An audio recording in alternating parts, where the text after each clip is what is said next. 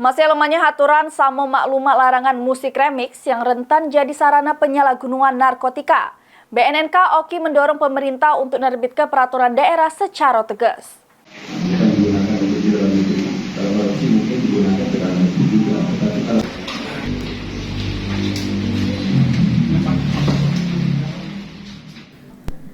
Musik remix pada hiburan organ tunggal seringkali jadi sarana penyalahgunaan narkotika oleh oknum tertentu. Sementara larangan atas hal tersebut dinilai masih lemah sama tidak maksimal. Aman cuma nerapkan sistem maklumat baik. Sehingga diperlukan regulasi aturan yang nguat supaya ada efek jero sama pencegahan secara optimal.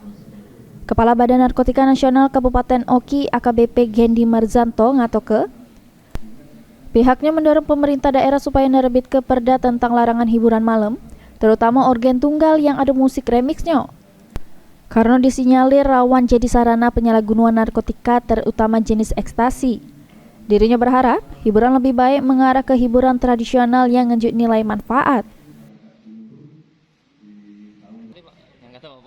Perda masih lemah ya, seperti apa? Kami juga mendorong pihak Pemda untuk menerbitkan perda larangan hiburan malam. Hiburan malam yang dalam tanda petik organ tunggal dalam hal remix.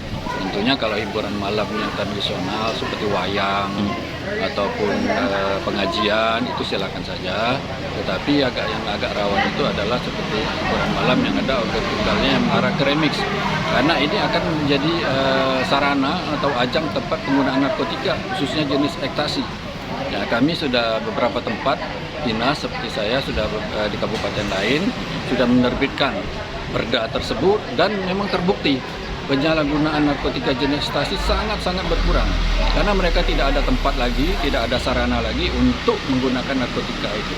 Karena narkotika jenis ekstasi ini kan harus ada sarananya, yaitu dengan musik keras yang bisa membangkitkan efek daripada narkotika tersebut.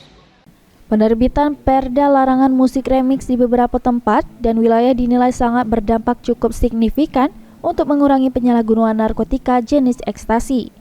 Novan Wijaya, PAL TV.